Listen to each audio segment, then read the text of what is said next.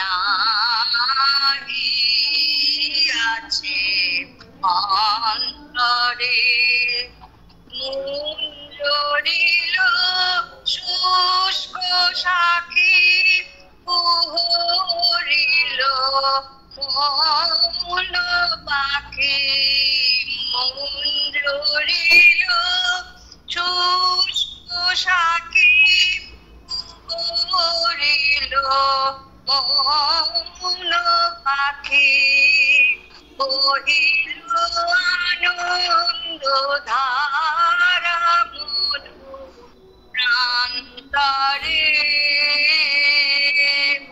পুষ্প বনে পুষ্প নাহি আছে অন্তরে রে করি না দর বিরহে বেঁধেছি মন কুঞ্জে মধুকর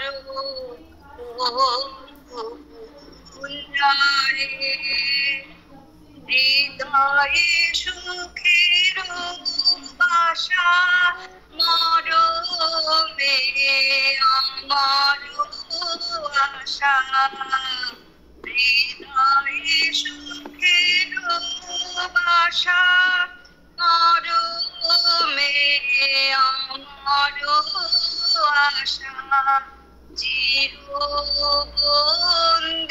ভালোবাসা প্রাণ পিঞ্জরে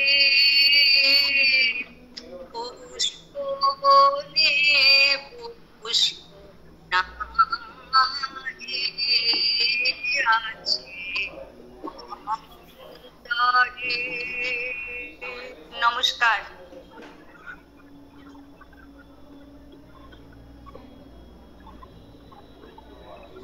আমরা বুধবারের ক্লাসে উপস্থিত হয়েছি শিবপুর সাধক সংঘ ট্রাস্ট পরিচালিত ক্লাস পরিচালনা করছেন শ্রদ্ধেয়া গোপাদি। আজকের সময়টা একটু পরিবর্তিত হয়েছে। প্রতি বুধবার আমরা 8:30টায় ক্লাস করি, আজকে একটু বিশেষ কারণে 9টার সময় নেওয়া হয়েছে।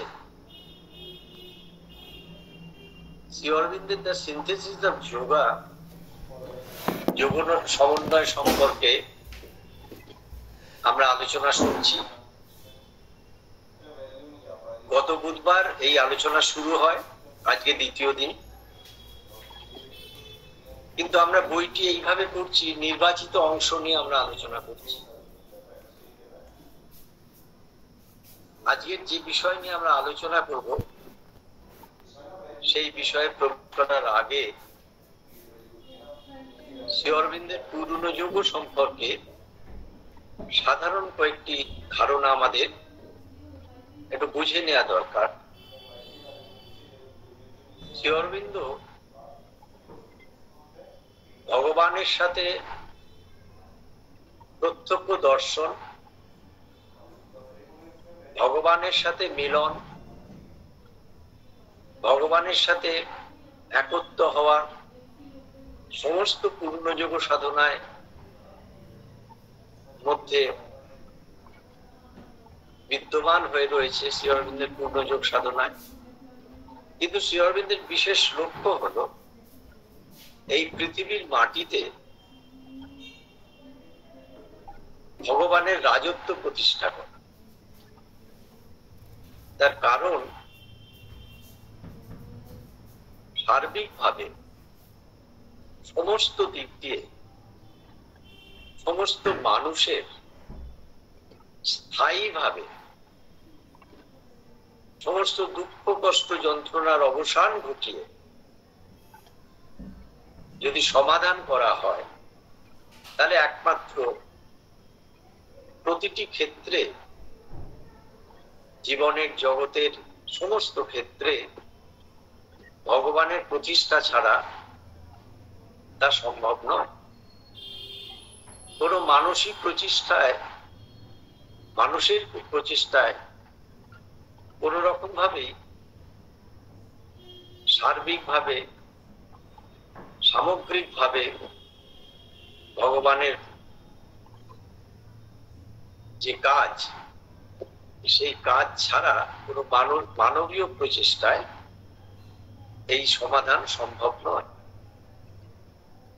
বহুতর ভাবে চেষ্টা হয়েছে, চেষ্টা চলছে, হয়তো করা হবে, কিন্তু এই কথা পরিষ্কার জেনে নেওয়া ভালো, ভগবানের প্রতিষ্ঠার কাজ ভগবান ছাড়া হতে পারে না। শ্রী অরবিন্দের পূর্ণযোগ সাধনায় দুটি বিষয় খুব পরিষ্কার বলা আছে। একটি হচ্ছে কনসাসনেস, চেতনা, এবং একটি হচ্ছে নেচার, প্রকৃতি। আমরা প্রকৃতির অংশকে খুব ভালো বুঝি, কারণ আমাদের প্রতিদিনের জীবনে প্রকৃতির সাথে আমরা ওতপ্রোতভাবে জড়িয়ে থাকি। মনের মধ্যে চিন্তা ভাবনার ক্ষেত্র, প্রাণের মধ্যে চাওয়া পাওয়ার ক্ষেত্র, আর শরীরের মধ্যে অভ্যাসের ক্ষেত্র, এই সমস্তটা মিলিয়ে শ্রী অরবিন্দ বলছেন লাম্প টুগেদার, এটা সংমিশ্রিত অবস্থায় একটা ব্যক্তিত্ব তৈরি করে, সেটাকে আমরা সাধারণ জীবন বলে মনে করি। কিন্তু চেতনার বিষয়টি এটা সাধন সাপেক্ষ। কনসাসনেস বা চেতনাকে বুঝতে গেলে সাধারণ যে গড়পড়তা জীবন, যে জীবন প্রকৃতির স্রোতের মধ্যে দিয়ে বহমান, সেই জীবনের মধ্যে দিয়ে কখনোই কনসাসনেস বা চেতনাকে বোঝা যায় না। আমরা যে বিষয়ে আলোচনা করছি সেই বিষয়ের শিরোনাম হলো জীবন ও যোগ। দেখুন কি সুন্দরভাবে রেখেছেন, জীবন ও যোগ। জীবন বলতে সাধারণভাবে আমরা বুঝি এই আমরা প্রতিদিন ঘুম থেকে উঠছি, সারাদিন বিভিন্ন অবস্থার মধ্যে দিয়ে কাটাচ্ছি এবং রাত্রে ঘুমোতে যাচ্ছি। এটা চলমান জীবন্ত অবস্থায় অসংখ্য মানুষ চলছে তার নিজের নিজের ধারায়, এটা হচ্ছে জীবন।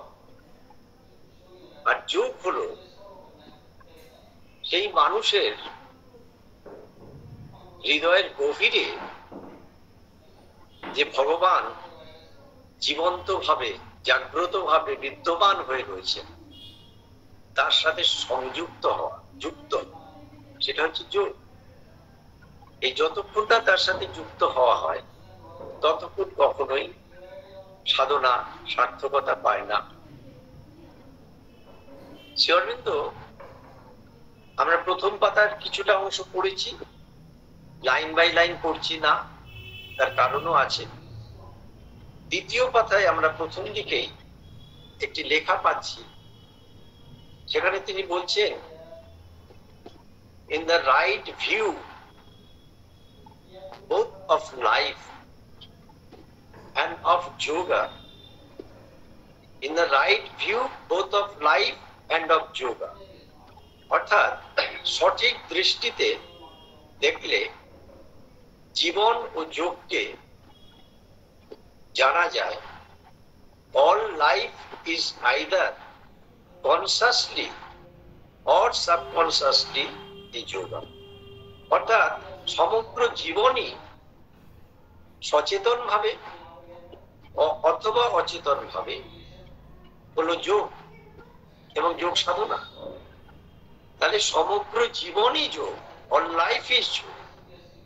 শ্রী অরবিন্দের পূর্ণযোগ সাধনায় কোনো পার্ট টাইম সাধনা নেই, অর্থাৎ দিনের কোনো একটা সময় ভগবানকে স্মরণ করলাম, পূজা অর্চনা করলাম, তার মহিমা প্রচার করলাম, কীর্তনাদি করলাম, আর বাকি সময়টা সাধারণ জীবনের মধ্যে রয়ে গেলাম।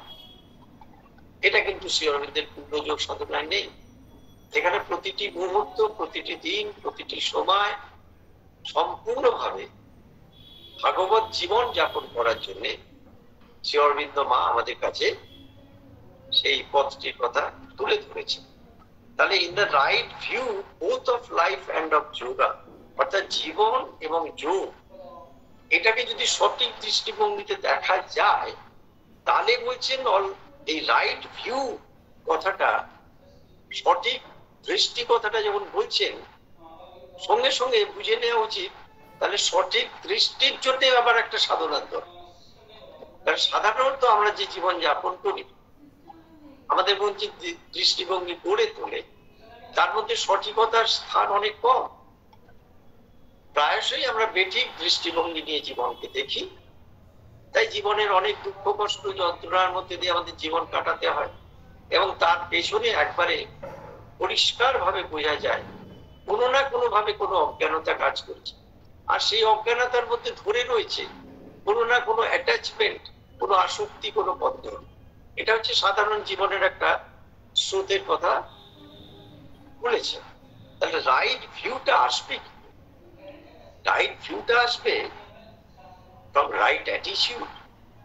সঠিক মনোভাব একটা ভেতর থেকে দিতে হবে, যে মনোভাবটি আমাকে বা আমাদের প্রকৃতির স্রোতের থেকে চেতনার যে ধারা, সেই ধারার দিকে ঊর্ধ্বমুখে এবং অন্তর্মুখে নিয়ে যাওয়ার একটা চেষ্টার মধ্যে নিয়ে যাবে, সেটাকেই বলা হয় রাইট অ্যাটিটিউড। এবং সেই রাইট অ্যাটিটিউড বা সঠিক মনোভাবের মধ্যে দিয়ে রাইট ভিউ বা সঠিক দৃষ্টিভঙ্গি গড়ে উঠবে। এবার এখানে একটা কথা বলছেন, all life is either consciously, অর্থাৎ সমস্ত জীবনটাই হয় সচেতন ভাবে, অর সাবকনসিয়াসলি, অথবা অচেতন ভাবে। এই যোগ, যে যোগ সাধনার কথা বলা হয়, তাহলে সমগ্র জীবনই যে যোগ, শ্রী অরবিন্দ এখানে বলছেন যেটা সচেতন ভাবে এবং অচেতন ভাবে। আমরা আগে অচেতন ভাবে যে যোগ, সেটা একটু বুঝে নিই।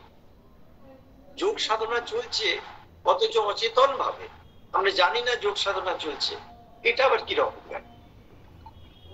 সেটা কিরকম? দেখুন, আমাদের জীবনের একটা ছবি আমরা পাই। আমরা সাধারণভাবে যে জীবন যাপন করি, সেখানে আমাদের দৈনন্দিন জীবনে মূল কাজটি হলো আহারের ব্যবস্থা করা।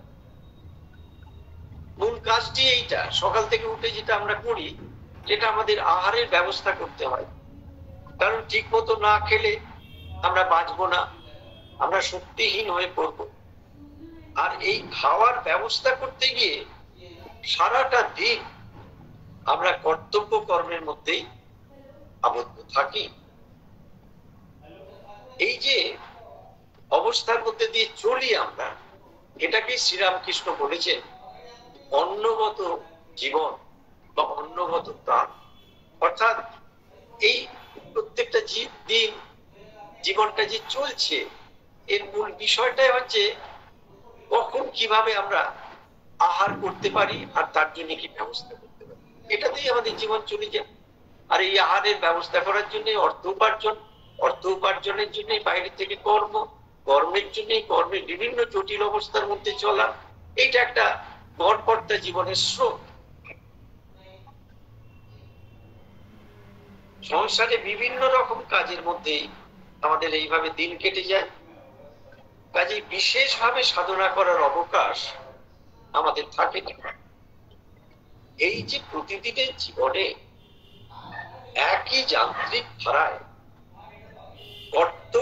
কর্তব্য কর্মের জীবন, একেই আধ্যাত্মিক জীবনের ক্ষেত্রে বলা হয় অচেতন জীবন। কেন অচেতন জীবন? না তুমি কি, তুমি কে, তুমি পৃথিবীতে কেন এসেছো, তোমার আসল পরিচয় কি, এই সম্পর্কে তোমার কোনো জ্ঞান গম্যি এখনো হলো না। তুমি পৃথিবীতে এসেছো যেন প্রতিদিনের জীবনে কোন রকমের বেঁচে থাকার জন্য তোমার আহারের ব্যবস্থাটি করার জন্য। সেটা তো প্রয়োজনীয় বিষয়, কিন্তু সেটাই যদি একমাত্র লক্ষ্য হয়ে যায়, তখন জীবন একটা অচেতন অবস্থার মধ্যে গিয়ে পড়ে। এই অচেতন জীবনের মধ্যে আমাদের ভেতরে কখনো কখনো মনে হয় এই জীবনটা অসার, কারণ এই যান্ত্রিক জীবনের অভ্যাসগত ধারা আমাদের পরিশ্রান্ত করে তোলে, ক্লান্ত করে তোলে, আমাদের মধ্যে প্রশ্ন তৈরি করে, এটাই কি জীবন? এবং এই যে ভেতরে ভেতরে একটা অসার অবস্থা কথা আমাদের মনের মধ্যে যখন আসে, তখন সেই মনের মধ্যে একটা ইচ্ছাও তৈরি হয় এবং সেই ইচ্ছা থেকে প্রশ্ন জাগে, তাহলে জীবনটা কি?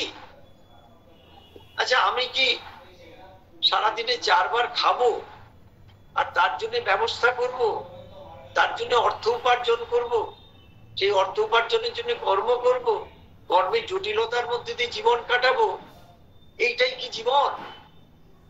এটা তো জীবনের প্রয়োজনীয় দিক, কিন্তু এটা কি জীবনের মূল লক্ষ্য? আধ্যাত্মিকতা বলে নয়, কখনোই না। যেনাহাং নমিতা শ্যাম তেনাহাং কি মকুরিয়াম, যাহা লইয়া আমি অমৃত লাভ করিব না, তাহা লইয়া আমি কি করিব? এ সত্যি তো। এই যে গয়ঙ্গচ্ছ গড্ডাধিকার জীবন চলতে চলতে একটা সময় আমরা হাঁপিয়ে পড়ি, আমাদের প্রাণ ভীষণভাবে পরিশ্রান্ত হয়ে পড়ে, ক্লান্ত হয়ে পড়ে। তখন আমাদের মধ্যে কখনো কখনো মৌলিক জিজ্ঞাসা আমাদের মধ্যে উঠে আসে, এবং আমরা ভগবানকে কি একেবারেই চাই না? নিশ্চয়ই চাই। কখন চাই? বিপদে আপদে চাই, সমস্যা সংকটে চাই, ব্যবহারিক জীবনের ক্ষেত্রে যখন সমস্ত জীবনটা একবারে খুব স্মুথলি, খুব আরামপ্রদ ভাবে চলছে, তখন ভগবানের কথা আমাদের মনে থাকে না। কিন্তু যখনই সেই জীবনের ছন্দের মধ্যে কোনো বিপত্তি দেখা দেয়, ছন্দহীন হয়ে পড়ে, যেটাকে আমি ছন্দ মনে করছি, সেই যে জীবনটা যখন ছন্দহীন হয়ে পড়ে, কোনো একটা ব্যাঘাত সৃষ্টি হয়, তখনই আমাদের মনে হয় যে ভগবান বলে কেউ আছেন, তার কাছে আমরা নিজেদের এই অবস্থার কথা বলে আমাদের যে প্রতিদিনের যে ছন্দের জীবন, সেই ছন্দের জীবনের মধ্যে যাতে আমরা চলতে পারি। এইরকম একটা স্রোতধারার মধ্যে দিয়ে আমরা চলতে থাকি।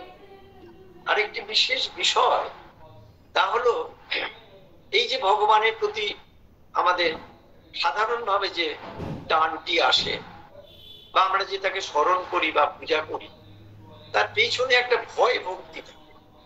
শুধু ভক্তি থাকে না, একটা ভয়ও থাকে। এবং সেই ভয়টা হচ্ছে কোনো না কোনো ভাবে কোনো অমঙ্গলের ভয়। আমার ব্যক্তি জীবনের ক্ষেত্রে, আমার পারিবারিক জীবনের ক্ষেত্রে, আমার সামাজিক জীবনের ক্ষেত্রে, একটা যে জীবন যাপন করছি সেখানে একটা ভয় কাজ করে, বিভিন্ন ভয়। এবং সেই ভয়ের লিস্ট শেষ করা যাবে না। যার যেরকম চেতনা তার সেরকম ভয়। কিভাবে জীবন চলবে, কত রকম অসুবিধার মধ্যে দিয়ে জীবন চলছে, এবং কত রকম অভাব অনটনের মধ্যে দিয়ে জীবন চলছে, যার যেরকম অবস্থা চেতনা এবং প্রকৃতিগত ভাবে সেই রকম ভয় নিয়ে তার জীবন চলে, এবং সেই ভয় থেকে ভগবানের স্মরণ, ভগবানকে ডাকা হয়। কিন্তু এই যে চলা ভগবানকে নিয়ে, এটা কিন্তু আধ্যাত্মিক জীবন নয়। এটা হচ্ছে সাধারণ জীবনের মধ্যে, অচেতন অবস্থায় চলার মধ্যে ভগবানের নামটি নিয়ে জীবনে একটা স্রোতধারায়, প্রকৃতির স্রোতধারায় চলা। কিন্তু মূল বিষয়টি আমাদের জানতে হবে, ভগবান কিন্তু ভয় স্বরূপ নন। তিনি শান্তি স্বরূপ, শক্তি স্বরূপ, আনন্দ স্বরূপ, জ্ঞান স্বরূপ, প্রেম স্বরূপ, সৌন্দর্য স্বরূপ, ইত্যাদি ইত্যাদি। তাহলে যে ভগবানের মূল স্বরূপটাই ওইটা, তাহলে সেখানে ভয়ের প্রশ্ন আসবে কি করে? তাহলে আমার ভয়টা আছে বলেই আমি ভয়ের থেকে এমন কোন শক্তিকে ডাকি যাতে ভয়ের যে বিষয়বস্তুগুলো, সেখান থেকে আমি মুক্ত হতে পারি, সেখান থেকে আমি নিজেকে সরিয়ে রাখতে পারি। কিন্তু সম্পূর্ণভাবে নির্ভয় হতে পারি না। শ্রী অরবিন্দ বলছেন, মানুষ জানুক বা না জানুক, সমগ্র বিশ্ব ব্রহ্মাণ্ডে যা কিছু চলছে তার সমস্তটাই হচ্ছে ভগবানের দিকেই চলছে। অচেতন যোগ হলো সবকিছু চলছে এবং ভগবানও রয়েছে। প্রয়োজনে ভগবান, বাকি সময় সাধারণ প্রকৃতির স্রোত, সেই স্রোতধারায় জীবন চলা, যেখানে আমার মনের চিন্তা ভাবনা, আমার প্রাণের বাসনা কামনা, আমার শরীরের অভ্যাস, এগুলোর কোনো পরিবর্তন হচ্ছে না, কিন্তু তবুও আমার জীবনের সাথে আমি ভগবানকে জড়িয়ে রেখেছি, যার মূল কেন্দ্রে একটা ভয় ভাব রয়েছে। সেই ভয়টাকে আমরা কোনোভাবে ভক্তির সাথে মিশ্রিত করে ভয় এবং ভক্তি মিশ্রিত একটা অবস্থার মধ্যে দিয়ে জীবনে চলেছি। এটা হচ্ছে অচেতন যোগ, যাকে তিনি বলেছেন সাবকনসিয়াসলি যে যোগ সাধনা করছি সেটা। এই যে all life is either consciously or subconsciously যোগ, এটা হচ্ছে অচেতন যোগ। এটাই আপামর বহু মানুষ, অসংখ্য মানুষ এইভাবে চলছে, যে সম্পর্কে শ্রীরামকৃষ্ণ বলেছেন কোটিতে কোটি, যে সম্পর্কে শ্রী অরবিন্দ বলেছেন most ordinary people's R nothing but ephemeral insects, যে সম্পর্কে বিশ্বকবি রবীন্দ্রনাথ ঠাকুর বলেছেন 15 আনা মানুষ, আর 1 আনা মানুষ হচ্ছেন যারা আলোকিত, উদ্দীপ্ত, যারা সত্যের পথে মাথা উঁচু করে এগিয়ে চলে। তাহলে অচেতন ভাবে যে যোগ চলছে সেটা আমরা বুঝলাম। আবার এখন আমরা সচেতন ভাবে যোগ কি, কনসিয়াসলি কি করে যোগ সাধনা করা যায় সেটা শুনব। যখন কোনো মানুষের সাধারণ জীবনযাপন করার স্পৃহা থাকে না, সাধারণ জীবনের টানগুলো খসে যায়, কেবলমাত্র 4 বেলা খেয়ে পড়ে থাকবো আর তার জন্য অর্থ উপার্জন করব, এইরকম একটা যান্ত্রিক জীবনের চক্র থেকে সে বেরিয়ে আসে, তখন তার মধ্যে প্রবল ব্যাকুলতা দেখা দেয়, যাকে আসপ্রিয়া বলা হয়েছে। এবং সেই ব্যাকুলতার মধ্যে দিয়ে তার মনের মধ্যে, হৃদয়ের মধ্যে একটা গভীর ভাবে একটা ভগবান সম্পর্কে ভীষণ রকম একটা টান সে বোধ করে। এবং ভেতর থেকে যে টান সে বোধ করে, সেই টান থেকে সে বুঝতে পারে ভগবান ছাড়া আমি বাঁচতে পারবো না, ভগবানের জন্যই আমার জীবন যাপন, আমি যে শ্বাস প্রশ্বাস ছাড়ছি তাও ভগবানের দ্বারাই পরিচালিত। এইভাবে সমগ্রভাবে যখন ভগবানের দ্বারা সে জারিত হয়ে যায়, সেটা হচ্ছে সচেতন যোগ বা কনসিয়াসলি যোগ সাধনা করা। তখন সেই মানুষটির ক্ষেত্রে প্রতিটি ভাবনায়, প্রতিটি কর্মে, প্রতিটি ব্যবহারিক ক্ষেত্রে, এমনকি শ্বাস প্রশ্বাসে ভগবান ছাড়া অন্য কিছু স্থান নেই। তখন সে সচেতন ভাবে যোগ করছে। এইখানে একটা লাইন অফ ডিমার্কেশন আমরা সিনথেসিস অফ যোগ থেকে পেয়ে গেলাম।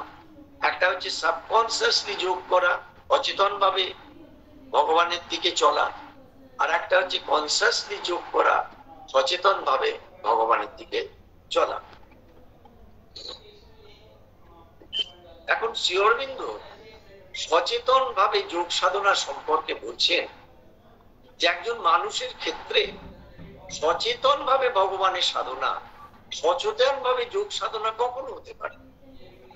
তার তিনি 3টে পয়েন্ট দিয়েছেন। এই 3টি পয়েন্টকে যদি আমরা সামনে রাখি এবং সেই নিরিখে যদি নিজেদের জীবনটাকে রাখি, তাহলে বুঝতে পারবো আমি অচেতন জীবন যাপন করছি না সচেতন জীবন যাপন করছি, আমি অচেতন যোগ করছি না সচেতন যোগ করছি। আর অচেতন যোগ হচ্ছে প্রকৃতির ধারায় সহস্র বছর ধরে সেই যোগ চলছে, আর সচেতন যোগ হচ্ছে খুব কম সময়ের মধ্যে সেই অভীষ্ট লক্ষ্যে পৌঁছে যাওয়া। দুটোর মধ্যে তফাৎ আছে।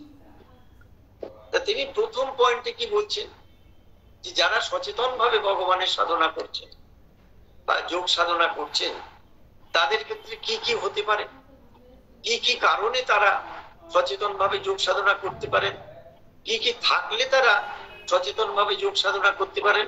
3টি পয়েন্টের প্রথম পয়েন্ট, এ পজিটিভ ইনার কল। এই পজিটিভ ইনার কল একটা সুস্পষ্ট অন্তরের ডাক, কোনো হালকা ফুলকা বাইরের অভ্যস্ত ধারায় ভগবানের সাথে একটা সম্পর্ক তৈরি করা নয়, একটা সুস্পষ্ট হৃদয়ের গভীর থেকে একটা ডাক, a positive inner call. A strong will, একটা শক্তিশালী ইচ্ছা, যে ইচ্ছা কখনো দমে যায় না, যে ইচ্ছা কখনো দুর্বল হয় না, যে ইচ্ছা কখনো সরে যায় না। আমাদের ইচ্ছা অনেকটা এইরকম, কখনো মনে হয় খুব মা মা করছি, আর কখনো দেখা যায় মায়ের সাথে যেন কোনো সম্পর্ক নেই। এইরকম একটা দোলাচলের ইচ্ছা আমাদের মধ্যে চলে। এ স্ট্রং উইল, একটা শক্তিশালী ইচ্ছা এবং সংকল্প যাকে বলে, and a great steadiness, এবং একটা মহান স্থির চিত্ততা। এটা মস্ত বড় কথা, মহান স্থির চিত্ততা। কোন চঞ্চলতা দিয়ে অস্থিরতা দিয়ে ভগবানের সাধনা হতে পারে। যদি আমি ভেতরে চঞ্চল থাকি, অস্থির থাকি, অথচ ভগবান ভগবান করছি, তাহলে জেনে রাখতে হবে সেটা একটা কাল্পনিক বিষয়। ভগবানের সাথে যখনই সংযোগ হয়ে যাবে তখন মানুষ একবারে স্থির চিত্ত হয়ে যায়। তাই একটা গ্রেট স্টেডিনেস, একটা মহান স্থির চিত্ততা আর necessary for success in the spiritual life. আধ্যাত্মিক জীবনে সফল হওয়ার জন্য অপরিহার্য। তাহলে প্রথম পয়েন্টে 3টে কি পেলাম?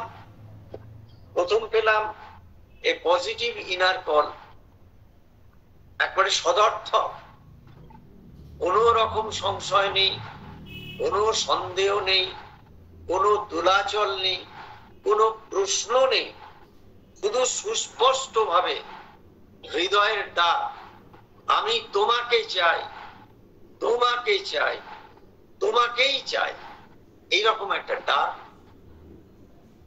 এ স্ট্রং উইল, একটা শক্তিশালী ইচ্ছা বা যাকে সংকল্প বলা হয়, এবং সংকল্প করা হলো যে আমার এই জীবন, আমাদের এই জীবন ব্যক্তিগতভাবে এবং সমষ্টিগতভাবে সম্পূর্ণভাবে ভগবানের জীবন ছাড়া অন্য কোনো দিকে সে কখনো ডাইভার্সনের দিকে বা ঘুরে বা কোন রকম বিপরীত জায়গায় বা কোন রকম অন্য গতিধারায় যাবে না।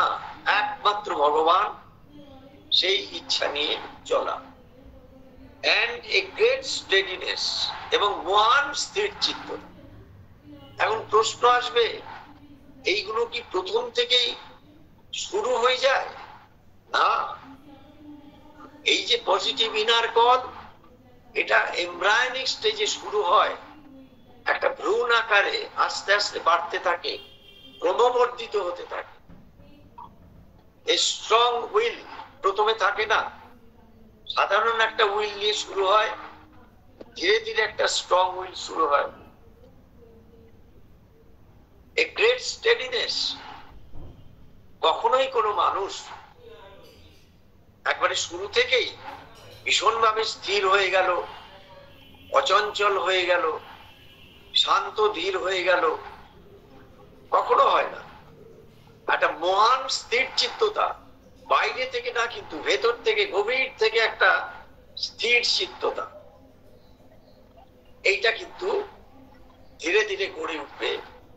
এই 3টে যদি থাকে, বলছেন আর নেসেসারি ফর সাকসেস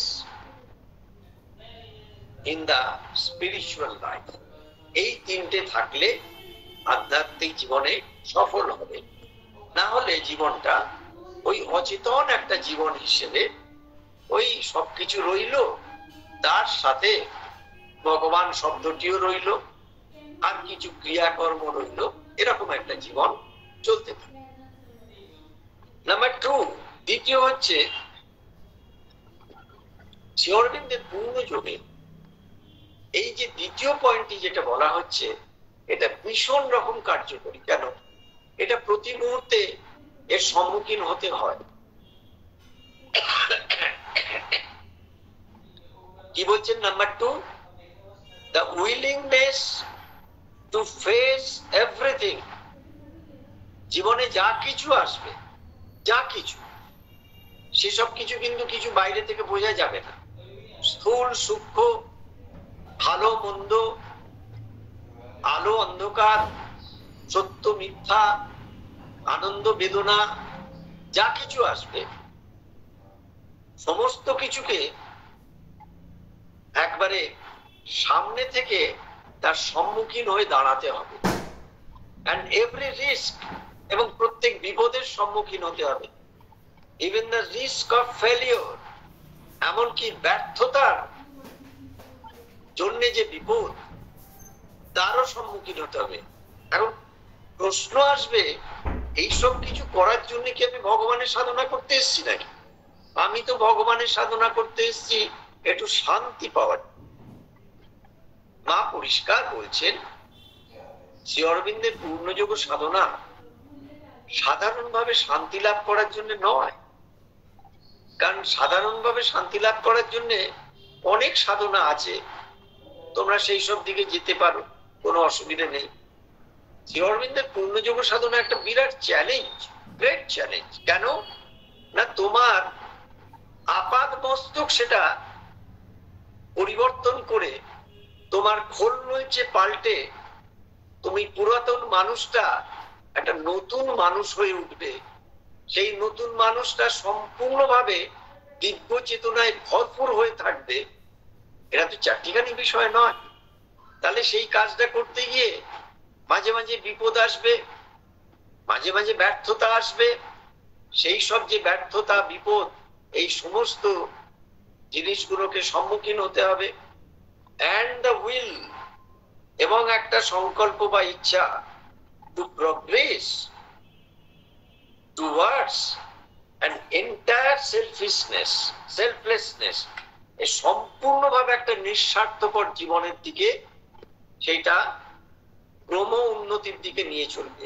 কোন রকম স্বার্থপরতা, কোন রকম আত্মকেন্দ্রিকতা, কোন রকম সংকীর্ণতা, কোন রকম আমি বোধ, আমার নিজেরটা আমি করে নেব, এইরকম কোন ভাব শ্রী অরবিন্দের পূর্ণযোগ সাধনায় থাকবে না, থাকতে পারে না। থাকলে মনে করতে হবে সেখানে তঞ্চকতা রয়েছে, ভণ্ডামি রয়েছে, সাধনা চলছে না। আর কি করতে হবে? সেলফলেসনেস, নিঃস্বার্থপরতা, ডিজায়ারলেসনেস, বাসনাহীন। খুব কঠিন, বক্তৃতায় সহজ, বলা সহজ, করতে গেলে বোঝা যাবে আনাচে কানাচে কত রকম ডিজায়ার লুকিয়ে রয়েছে বিভিন্ন ভাবে। এন্ড সারেন্ডার, এবং সম্পূর্ণভাবে সমর্পণ। তাহলে যে দ্বিতীয় পয়েন্ট বলা হলো, দ্বিতীয় পয়েন্টে কি বলছেন?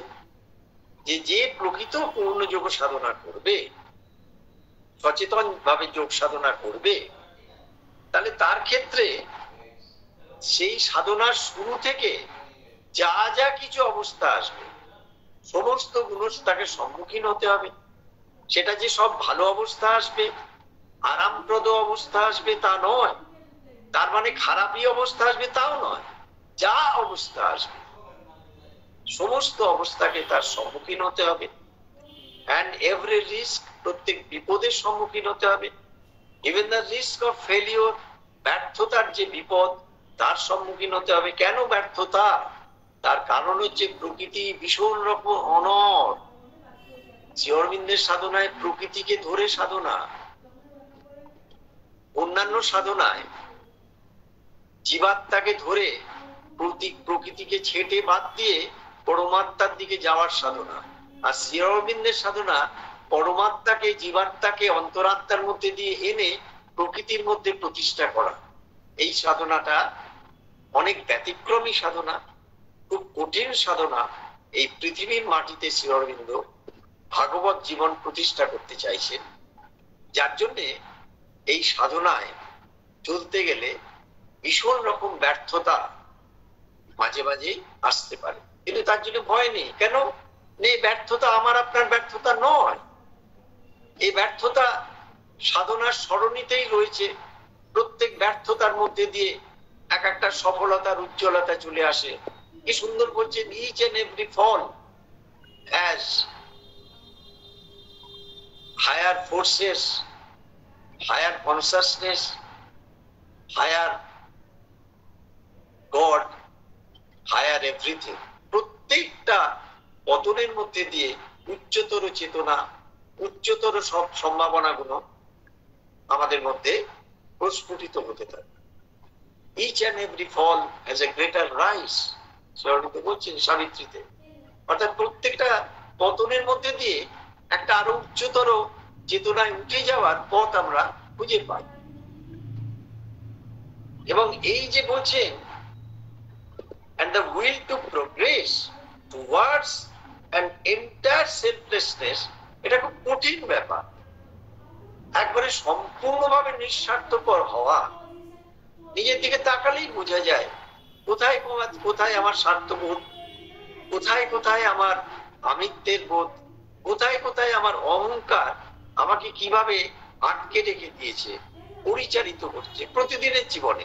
প্রত্যেকটা ক্ষেত্রের মধ্যে আমার ব্যাকআপ অফ দ্য মাইন্ডে একটা স্বার্থ, একটা নিজস্ব ইন্টারেস্ট কাজ করে যাচ্ছে। সেটা টাকা পয়সা রোজগারের ক্ষেত্রে হতে পারে, মানুষের সাথে ট্রানজাকশনের ক্ষেত্রে হতে পারে, প্রতিদিনের যে কোনো কাজের ক্ষেত্রে হতে পারে। একটা সেলফ ইন্টারেস্ট, একটা নিজের একটা আমার নিজস্ব একটা ইন্টারেস্ট থাকবে না? না, থাকবে না, থাকবে না, কারণ সম্পূর্ণটা দিয়ে দিতে হবে। ডিজায়ারলেসনেস, কোনো বাসনা থাকবে না, কোনো রকম না। এমনকি সাধনার বাসনাও থাকবে না, সাধনায় সফল হওয়ার বাসনাও থাকবে না, নাম যশ অর্থ কোনো কিছুর বাসনাই থাকবে। এমনকি সাধনা চলছে কিনা তার বিচার করার বাসনাও থাকবে না। সমস্তটা শুধু দিয়ে দেওয়া, এন্ড সারেন্ডার, ফুল সারেন্ডার, সম্পূর্ণভাবে সমর্পণ। এটা হচ্ছে সেকেন্ড পয়েন্ট। এই দুটো পয়েন্টের মধ্যে দিয়ে যদি চলতে থাকে তাহলে একবারে ড্যাম শিওর, একবারে শিওর এন্ড সার্টেন যে সেই ব্যক্তি মানুষ সচেতন ভাবে যোগ সাধনার মধ্যে দিয়ে চলেছে। না হলে সেই 15 আনা মানুষ প্রকৃতির স্রোতের মধ্যে দিয়ে প্রতিদিন গড্ডালিকা প্রবাহে চলেছে, আর মাঝখানে 4টি অক্ষর দিয়ে ভগবান শব্দটি শুধু উচ্চারণ করছে। সেই অচেতন যোগের মধ্যে দিয়ে 15 আনা মানুষ সারা পৃথিবীর মধ্যে ঘুরে বেড়াচ্ছে। Number 3 number point, this Purna Yoga implies not only the realization of God. এইখানটায় শ্রী অরবিন্দের সাধনাটা এইখানে একটুখানি ব্যতিক্রমী হয়ে পড়ে। অন্য যে কোনো সাধনায় ঈশ্বর উপলব্ধি হলো একটা প্রধান লোক, শ্রী অরবিন্দের সাধনায় তা নয়। শ্রী অরবিন্দের সাধনায় সেটা হচ্ছে প্রাথমিক লোক, ঈশ্বর সম্পর্কে সচেতন হওয়া, তার সাথে যুক্ত হওয়া, তার উপলব্ধি করা, এটা সাধনায় আছে। কিন্তু এখানে থামলে চলবে না।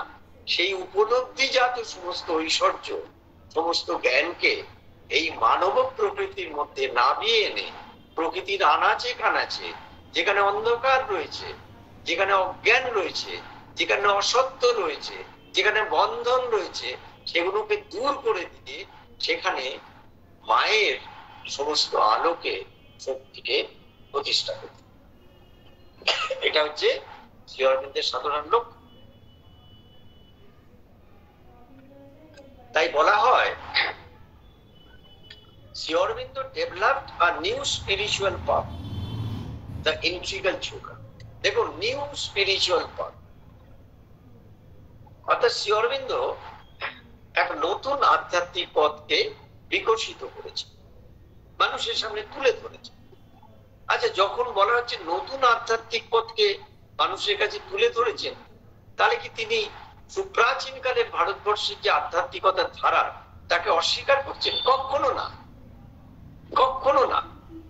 সুপ্রাচীন কালের ভারতবর্ষের আধ্যাত্মের যে ধারা, যে বহমান ধারার মধ্যে দিয়ে যুগ যুগ ধরে অবতারগণ এসছেন এবং মানুষকে নতুন নতুন ভাবে অধ্যাত্মের ধারায় সঞ্জীবিত করেছেন, নবচেতনায় উদ্বোধনের মধ্যে দিয়ে নিয়ে গেছেন, সেই সমস্ত ধারাকে তিনি একেবারে সিনথেসাইজ করেছেন। তিনি কিন্তু কোনোটাকে টুকরো টুকরো করে নেননি, অনেকগুলো টুকরো করে নিয়ে কিন্তু মিশ্রণ তৈরি করেননি। তিনি এমন এক চেতনায় উন্নীত হয়েছেন, অতিমানস চেতনায়, সেখানে সমগ্র সাধনার ধারা সেখানে কিন্তু সমন্বিত হয়েছে, যার জন্য বলা হয়েছে দ্য সিনথেসিস অফ যোগা। সমগ্র যোগ সাধনার সমন্বয়, সমগ্র যোগ সাধনা থেকে টুকরো টুকরো করে নিয়ে তিনি একটা নতুন পূর্ণযোগ সাধনা করেছেন তা নয়। তাই বলছেন Shri Aurobindo developed a new spiritual পথ, দ্য ইন্টিগ্রাল যোগা। তাহলে শ্রী অরবিন্দ এক নতুন আধ্যাত্মিক পথ বিকশিত করেছেন, whose ultimate aim is the transformation of life, যার মূল লক্ষ্য হচ্ছে জীবনের রূপান্তর। শুধু ঈশ্বরের উপলব্ধি নয়, ঈশ্বরের উপলব্ধি তো একটা মহৎ ব্যাপার, একটা উচ্চতর বিষয়, একটা তুঙ্গতম সাধনার বিষয়, সে তো রয়েছেই, কিন্তু লক্ষ্যটা হচ্ছে যে জীবনের রূপান্তর করা, অর্থাৎ যে জীবন চলছে অচেতন ধারায় সেটাকে সচেতন যোগধারার মধ্যে তিনি রূপান্তরিত করতে চাইছেন। কিভাবে রূপান্তরিত করতে চাইছেন? By the power of supramental consciousness, অতিমানস চেতনার দ্বারা তিনি সমগ্র মানব চেতন প্রকৃতিকে তিনি রূপান্তর করতে চাইছেন। এটা হচ্ছে জীবন ও যোগের ক্ষেত্রে শ্রী অরবিন্দ যে বললেন যে in the right view both of life and of yoga, all life is either consciously or subconsciously a yoga. আমরা অচেতন যোগ এবং সচেতন যোগ সম্পর্কে শুনলাম। এরপরে শ্রী অরবিন্দ বলছেন for we mean by this term, অর্থাৎ এই যে ট্রান্সফরমেশনের কথা বললেন, রূপান্তরের কথা বললেন, এটা শুনলে অনেকে ভাবেন এটা আবার কি জিনিস, আমি একটু ভগবান ভগবান করব, একটু কিছু সময়ের জন্য আমি একটুখানি স্মরণ মনন করলাম, ঠিক আছে। না, প্রতিটি মুহূর্তে সেই মানুষটার প্রকৃতি পাল্টাতে থাকবে এবং পাল্টাতে পাল্টাতে এমন অবস্থা হবে তার মধ্যে প্রকৃতির ক্ষেত্রগুলো সম্পূর্ণ অন্য অভিধায়, অন্য রূপে বিকশিত হতে থাকে। আমি একটুখানি ছোট্ট ইনস্ট্যান্স দিই, সেটা এই সিনথেসিস অফ যোগের নেই, লেটারসন যোগের মধ্যে তিনি দিয়েছেন, তাহলে বোঝা যাবে কি করতে চাইছেন। দেখুন, আমরা যারা একবারে জীবনের মধ্যে রয়েছি, জগতের মধ্যে রয়েছি, সেখানে আমাদের মধ্যে প্রকৃতির যে বিষয়গুলো কাজ করে সেগুলো আমরা খুব ওয়াকিবহাল, আমরা জানি, এবং সেটা কিন্তু বয়সের কোনো ব্যাপার নয়, শিক্ষা দীক্ষার ব্যাপার নয়, কোন রকম সামাজিক বা পারিবারিক কোনো প্রতিষ্ঠার বিষয় নয়, সেটা দেশীয় আন্তর্জাতিক বিষয় নয়, সেটা প্রত্যেক মানুষের মধ্যেই কাজ করে। তা হচ্ছে একটা হচ্ছে রিপুবোধ, ষড়রিপুর ক্ষেত্র, আর একটা হচ্ছে প্রবৃত্তির ক্ষেত্র। এই দুটো কাজ করেই প্রত্যেক মানুষের। এমন কোনো মানুষ নেই যে জন্মালো তার মধ্যে রিপু কাজ করে না আর প্রবৃত্তি কাজ করে না, এটা হতেই পারে না, হয়। এই শ্রী অরবিন্দের সাধনা শ্রী অরবিন্দ কি করতে চাইছে, তিনি এই যে রিপুর মধ্যে যে ষড়রিপুর কথা বলা হয়েছে, এটা কিন্তু সিনথেসিস অফ যোগে নেই। আমি একটুখানি টেক্সট থেকে সরে এসে আলোচনা করে আবার টেক্সটে ঢুকবো। সেখানে বলছেন যে এই যে কাম প্রবৃত্তি, যা নিয়ে সারা পৃথিবীতে ধুন্ধুমার কাণ্ড চলছে, প্রতিদিনের সব নক্কারজনক নৃশংস ঘটনা ঘটছে, প্রশাসন অনেক চেষ্টা করেও পারছে না, পারবেও না। সেই কাম প্রবৃত্তি শ্রী অরবিন্দের যোগ সাধনার মধ্যে দিয়ে রূপান্তরিত হয়ে যাবে দিব্য প্রেমে, যখন মানুষ সাধনা করতে থাকবে। কাম ভাব কমতে থাকবে, দিব্য প্রেম বাড়তে থাকবে। এই ক্রোধ রিপু, দ্বিতীয় রিপু, এর রূপান্তরিত হয়ে যাবে তেজ শক্তিতে। যে ক্রোধ, মানুষ অনেক সময় বলে আমি যা রাগী না, আমি যদি রাগী তাহলে কিন্তু আমি ছেড়ে দেবো না, কিন্তু সেটা কিন্তু রিপু, সেটা কিন্তু অ্যান্টি ডিভাইন ফোর্সেস, সেটা কিন্তু লোয়ার ফোর্সেস, সেটা হচ্ছে ভগবত বিরোধী একটা শক্তি। সেইটাকে নিয়ে গর্ব করার কিছু নেই। সেই ক্রোধ রিপুটা, দ্বিতীয় রিপু, রূপান্তরিত হয়ে যাবে দিব্য তেজ শক্তিতে। একবারে চোখের মধ্যে, কল্পনার মধ্যে আনুন, স্বামী বিবেকানন্দ দাঁড়িয়ে রয়েছেন, ওই বুকের মধ্যে ওই হাতটাকে ধরে দাঁড়িয়ে রয়েছেন। কি তেজোদ্দীপ্ত একটা ব্যক্তিত্ব! যে কোনো মানুষ তার সামনে গিয়ে মাথা নত করতে বাধ্য। এই হচ্ছে আধ্যাত্মিক তেজোদ্দীপ্ত একটা অবস্থা। তারপর লোভ, লোভ মানে কি আকর্ষণ। সেই লোভ রূপান্তরিত হবে একবারে ভগবানের প্রতি তীব্র আকর্ষণে। অন্যান্য বস্তুর প্রতি, খাবারের প্রতি, টাকার প্রতি, মানুষের প্রতি যে লোভ, সেই লোভটা সম্পূর্ণ রূপান্তরিত হয়ে যাবে ভগবানের প্রতি আকর্ষণ। মদ, মদ মানে নেশা। যে নেশা করলে বাহ্য জ্ঞান থাকে না, হ্যাঁ, সেই নেশা হবে আধ্যাত্মিক নেশা, ভগবানের নেশা। যে নেশা থাকলে, ভগবানের নেশায় পড়লে তার সত্যি কথা বাহ্য জ্ঞান থাকবে না। বাহ্য জ্ঞান তো তখন মনে হবে যে সমস্ত জীবনটাই ভগবত জীবন। সেই নেশার মধ্যে সে পড়ে যাবে।